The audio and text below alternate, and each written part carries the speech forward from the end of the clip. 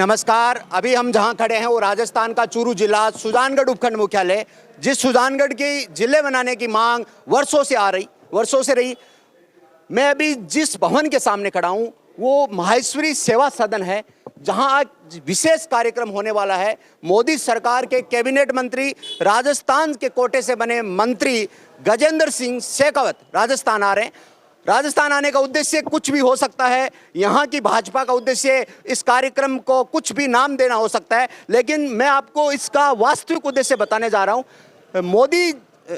नरेंद्र मोदी गुजरात के मुख्यमंत्री बने 2001 में और प्रधानमंत्री बनने हुए 8 वर्ष हो गए। मोदी के समर्थकों ने, मोदी को चाहने वाले लोगों ने एक पुस्तक का लेखन कार्य किया जिसका नाम है मोदी एट द 20, यानी मोदी के 20 साल बेमिसाल।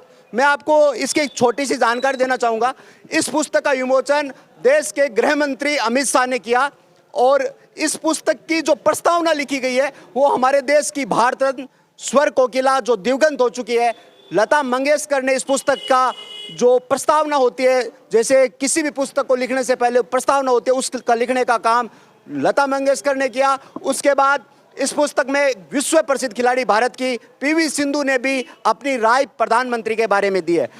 आज हम गजेंद्र सिंह शेखावत के कार्यक्रम में जानेंगे कि किस प्रकार मोदी के बारे में उनकी क्या राय है, जनता क्या सोचती है। ऐसे कार्यक्रम का हम आज अवलोकन करेंगे। आप ये देख पा रहे हैं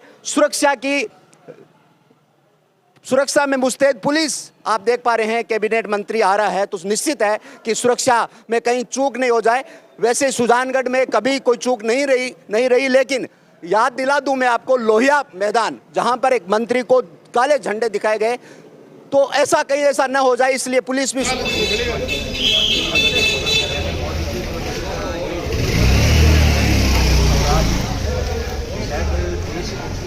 सबसे बड़ी पार्टी है और देश के सबसे बड़े नायक है हमारे भारत देश में पूरे विश्व में छाए और मोदी जी ने एक बार मुख्यमंत्री का कार्यकाल आया वो सफलतापूर्वक और 8 साल अभी उनका प्रधानमंत्री का कार्यकाल।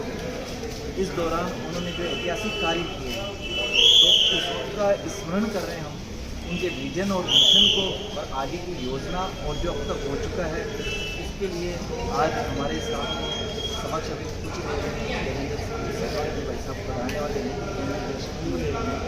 और वो इस विषय पर विस्तार से बात डालेंगे।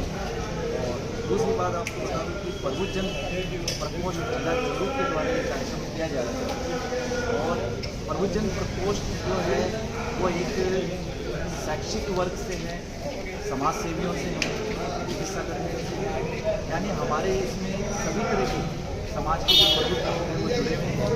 और आज प्रबुद्धजन संख्या नहीं कह सकते जो एक व्यापक रूप से यहाँ होने जा रहा है। तो हम इस पर चर्चा करेंगे कि मोदी जी ऐसा क्या जादू है, क्योंकि इससे मोदी 20 किताब भी निकली और उस किताब में एक ही सबने अपने अच्छा लेख दिए और 20 सालों का वर्णन किया। और देखो आपको बता दूं कि मोदी जी जो हमारी पार्टी का जो उद्देश्य है वो मोदी जी ने स्पष्ट किया है। और एक आप बोलोगे कि विश्व की सबसे बड़ी पार्टी आते हैं और पार्टियाँ भ्रष्टवाद पे चलती है, परिवारवाद पे चलती है, नेताओं पे चलती है, परंतु आपको बता दूँ कि हमारी जो पार्टी नाम भारतीय जनता पार्टी है। पहले हम भारत, फिर जनता, फिर पार्टी आती है, फिर नेता आते हैं। और जबकि दूसरी पार्टी में अगर आप देखेंगे तो पहले नेता आते हैं, फिर उसके पार्टी आती है, फिर उसके बाद उसकी जनता आती है। तो ये विपरीत दृश्य आपको देखने लिए मोदी के 20 साल कार्यक्रम और अभी देश की भयंकर समस्या है। गोवंश लंबी दूरी बीमारी से मर रहा है। मरने की संख्या सरकारी रिपोर्ट के हिसाब से भी लाखों में। क्या कहना चाहेंगे, क्या केंद्र सरकार प्रयास करेगी? क्योंकि केंद्र सरकार के द्वारा पूर्ण रूप से प्रयास किए जाए। आपको अगर नहीं हो तो एक मंत्रालय और नई नई योजनाएँ इसके लिए आई हैं, परंतु राज्य सरकार की जो निष्क्रियता है वो इसमें दिखाई दे रही है। आप देख लीजिए और स्टेट में या दिल्ली का शासन है वहाँ पर राजस्थान में क्यों हो रहा है? क्योंकि सरकार निष्क्रिय रूप से सोई हुई है, कोई ध्यान नहीं दे रही है। हर जगह पशुधन पूर्ण रूप से समाप्त होता जा रहा है। कोई उनकी जैसे कि आज कोई अगर ऐसी विपदा आती है तो महामारी की तो उसमें प्रयास होता है जब कोरोना आया था तब भी पहल केंद्र सरकार ने की थी और उसका परिणाम आपको राजस्थान में देखने को मिला। परंतु वर्तमान में जब ये एक गौ माता पे संकट आया है तो केंद्र सरकार का भी बजट आया है, परंतु राज्य सरकार निष्क्रिय है, वो इसके लिए प्रयास नहीं कर रही है। आप देखेंगे कि कई तरह की संस्थाएँ और जो हमारी पार्टी है वो इसके लिए पूर्ण रूप से प्रयास कर रही है। चाहिए कि आर्थिक रूप से भी हम सहयोग कर रहे हैं और उसके अलावा हमारे कार्यकर्ता पूर्ण रूप से इसमें लगे हुए हैं। तो मैं सोचता हूँ कि जल्दी ही गौ माता का जो संकट है वो दूर होगा। बोलिए हमारे साथ डॉक्टर अविनाश जी थे और इन्होंने मोदी के विजन के बारे में बताया और उनसे लंपी पीड़ित गोवंश के लिए जो सवाल किया तो उन्होंने कहा कि राज्य सरकार की निष्क्रियता से ऐसा हो रहा है और जहां भाजपा गांव वाला जो शासन है वहां पर ऐसा नहीं है। तो हम इसी उम्मीद के साथ कि केंद्र सरकार हो चाहे राज्य सरकार हो और गोवंश के हालात हमने तो ग्राउंड पे मरने वाले गोवंश के भी लिए हैं और जो जिंदा है उनके भी लिए और तड़प रही है उनके भी लिए व्यवस्था हमें जीरो नज़र आ रही है। स्थिति बड़ी गंभीर है। हो सकता है ये धरती गोवंश मुक्त होने में देर नहीं होगी अगर इसी तरह राज्य सरकार और केंद्र सरकार के प्रयास रहे। तो ये जो कार्यक्रम आज जो सुजानगढ़ में आयोजित किया जा रहा है मोदी 20 क्या उद्देश्य है? देखिए, मोदी जी के 12 साल मुख्यमंत्री के तौर पर और 8 साल प्रधानमंत्री के तौर पर जो सुशासन भारत में हुआ है, विभिन्न तरह की योजनाएं और आम जन तक पहुंचने की कोशिश की गई है और एक आखिरी छोर पे बैठे हुए जो आदमी है उसके उत्थान की बात की हुई है। इसके अलावा देश को विश्व पटल पे बहुत आगे ले जाने का जो मोदी जी ने काम किया है, उन्हीं सभी बातों को लेके हमने प्रबुद्ध जन जो प्रकोष्ठ है हमारा, उन्होंने मोदी 20 कार्यक्रम सेमिनार जो है उसका आयोजन रखा गया है और इसमें हमारे जल शक्ति मंत्री माननीय गजेंद्र सिंह जी शेखावत उपस्थित रहेंगे, जो कि मोदी जी के इस 20 साल के बारे में हम सबको बताएंगे। धन्यवाद। प्रबुद्धजन प्रकोष्ठ से मेरा ये सवाल रहेगा हमारा चैनल का कि गोवंश लंपी पीड़ित बीमारियों से जूझ रहा है, बहुत महामारी है। आप भी सड़क के किनारे से गुजरते हो गाड़ी से, वाहन से, पशुओं की हालत बहुत ज़्यादा ख़राब है गौ माता की। क्या प्रयास किए जा रहे हैं आपके द्वारा? हम लोगों ने कलेक्टर साहब से भी वार्ता की है। यहाँ पे जो विधानसभा क्षेत्र जहाँ पे एसडीएम वगैरह बैठते हैं वहाँ पे भी हमने की है। हम खुद लोगों के बीच में गए हैं, गौशालाओं में भी गए हैं। यहाँ पे सुजानगढ़ की जो टीम है उनसे भी हमने लगातार उनके संपर्क में है और यहाँ पे दवाइयों और उनकी पूरी व्यवस्था के लिए हम प्रशासन के साथ बिल्कुल लाइनबद्ध है और प्रशासन अपना काम कर रहा है।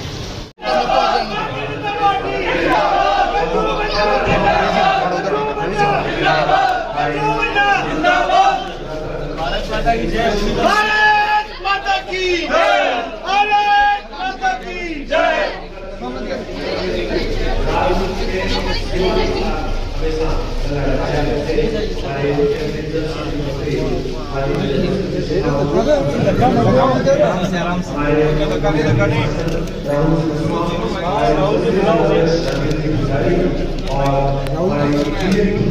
राहुल जी कहाँ हैं?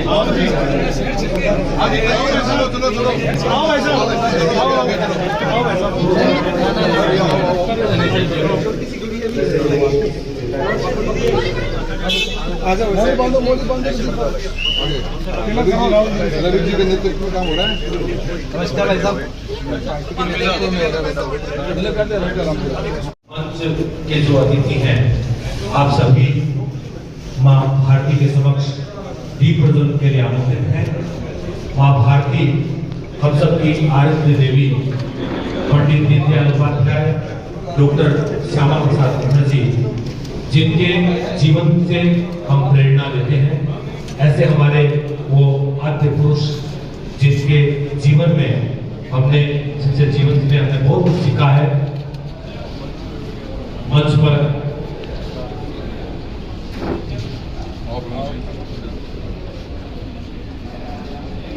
और आप सभी का अभिनंदन, स्वागत। दीप प्रज्वलन के साथ इस कार्यक्रम की हम शुभ शुरुआत कर रहे हैं। शुभम करोतु कल्याणम, आरोग्य सुख संपदा, सर्व विघ्न विनाशाय, दीप ज्योति नमोस्तुते। माँ भारती के समक्ष हम नतमस्तक होते हुए दीप प्रज्वलन के साथ ऐसे हमारे सबके छाया, हम सबके गार्जियन आदरणीय गजेंद्र सिंह जी शेखावत से मैं निवेदन करूंगा हम सबको संबोधित करें। जोरदार तालियों से आभार। भारत माता की, भारत माता की। की। आपके सामने और बालाजी महाराज ने धरती में आके ठंडी ठंडी जय बोलो तो मारो काल तो थोड़ा दर्द है। मुझे आज सुजानगढ़ के लोगों की एक परीक्षा करनी है। मैं देखना चाहता हूं कि सुजानगढ़ में कौन कौन से कार्यकर्ता भारतीय जनता पार्टी के ऐसे हैं यार घरों के तो लाड रखे बना गड्ढा तो बंटना पड़ता है। जिसको आज घर जाने के बाद में भोजन पक्का मिलेगा वो दोनों हाथ खड़े करें, जिसको कच्चा मिलेगा वो एक ही खड़ा करना चाहिए। और ये मंच वालों के लिए भी लागू है, मुझे पता तो चले घर पे जाके घर वाले रोटी खिलाएंगे कि नहीं खिलाएंगे। अब अपनी मुट्ठी बंद करिए, पूरी ताकत के साथ में बोलिए भारत माता की, भारत माता की, भारत माता की। एक दो लोग तो इधर उधर देख रहे थे कि ऊंचा कर तो रहा हूं, क्या पता घर पे जाके शिकायत नहीं कर लेते। सुजानगढ़ की इस पवित्र और पूजित धरती, जिसने राजस्थान के मूर्धन्य साहित्यकार कन्हैयालाल सेठिया जी को जन्म दिया, जहां देश का एक अत्यंत पवित्र पूजित शक्तिपीठ सालासर धाम के रूप में देश के करोड़ों श्रद्धालुओं के श्रद्धा का, आस्था का केंद्र है। मैं उस धरती को नमन करता हूं, प्रणाम करता हूं, वंदन करता हूं। भारत के इतिहास में, स्वतंत्र भारत के इतिहास में पहले ऐसे व्यक्ति के रूप में जिसने किसी प्रदेश की सरकार के मुखिया के रूप में या देश की सरकार के मुखिया के रूप में 20 साल का कार्यकाल पूरा किया, अनवरत पूरा किया, निर्बाध गति से पूरा किया। उस कालखंड की समाप्ति 2001 से माननीय मुख्यमंत्री के रूप में गुजरात में शपथ लेने के बाद आज 2022 में जब हम सब लोग बात कर रहे हैं, 2014 तक गुजरात के मुख्यमंत्री और उसके बाद देश के यशस्वी प्रधानमंत्री के रूप में 8 साल से ज्यादा का कालखंड, इस पूरे 20 साल के कालखंड में जिन लोगों ने माननीय प्रधानमंत्री जी के साथ में प्रत्यक्ष और परोक्ष रूप से काम किया, या समाज के ऐसे मूर्धन्य इतिहासकार, साहित्यकार, ऐसे विवेचक और आलोचक, जिन लोगों ने मोदी जी के इस 20 साल के शासनकाल को गुजरात में और दिल्ली में बहुत करीब से देखा, ऐसे 20 लोगों ने माननीय मोदी जी के इस शासनकाल को लेकर के उनके अपने अनुभव, उनके नए गवर्निंग पैटर्न के कारण से जिस तरह का प्रभाव पहले गुजरात में और गुजरात के बाद में अब भारत में दिखाई देता है, और जिसके चलते भारत की तरफ देखने का नजरिया पूरे विश्व भर में बदला है।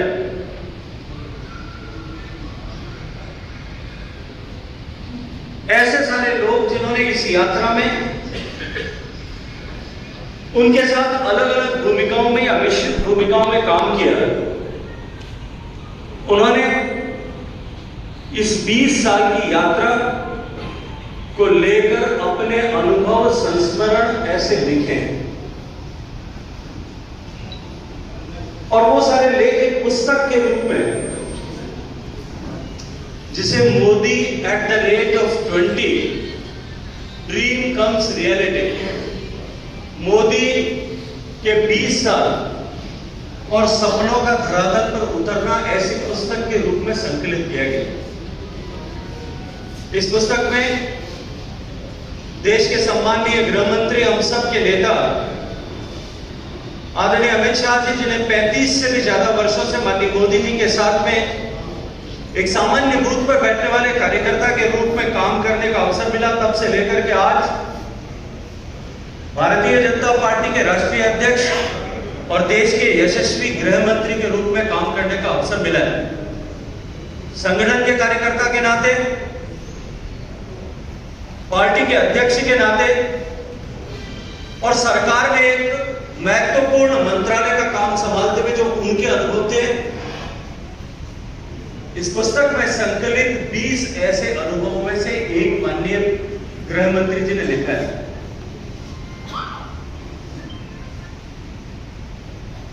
इसके अतिरिक्त देश के वर्तमान विदेश मंत्री और 3 साल पहले तक देश की विदेश सेवा में जीवन पर्यंत अधिकारी के रूप में काम करने वाले श्री एस जयशंकर जी ने भी अपने संस्मरण लिखे हैं। अमीश, प्रख्यात इतिहासकार और साहित्यकार अमीश त्रिपाठी से लेकर के बहुत सारे ऐसे लेखक हैं जिन्होंने अपने उद्गार, अपने विचार और मोदी जी के शासनकाल को जिस तरह से उन्होंने देखा, उस दृष्टिकोण से उसकी विवेचना की। ये सुजानगढ़ की धरती बिल्कुल करीबी आचार्य तुलसी की धरती है और जो जैन दर्शन के त्रिपिटक हैं, उन त्रिपिटकों में जो हमारे भारतीय विधान में जिसे जिन खोजा तिन पाइया, या जिसने जैसा ईश्वर को देखा वैसा ही स्वरूप उसने पाया, इसकी व्याख्या एक उदाहरण के द्वारा की जाए कि 4 नेत्रहीन व्यक्ति यदि किसी हाथी को के पास पहुंचे, एक हाथी की पूंछ पकड़े, जो पूंछ को छुएगा वो इस तरह से विवेचना करेगा कि हाथी एक छोटी सी हिलती हुई झाड़ू के जैसा है। जो हाथी के पांव को छुएगा वो विवेचना करेगा कि हाथी एक थंबे के आकार का। जो सूंड को छुएगा वो शायद हाथी को एक पाइप के जैसा मानेगा। जो कान को छुएगा वो हाथी के कान को सूंड के आकार का, छाले के आकार का समझ करके उस तरह से विवेचना करेगा। इन 20 लोगों ने माननीय मोदी जी के शासनकाल को जिस दृष्टिकोण से देखा, उन्होंने उसी दृष्टिकोण से अपने विचार उसको देकर के लिखे हैं। इस पुस्तक के छपने के बाद में एक नई चर्चा का दौर इस देश में प्रारंभ हुआ।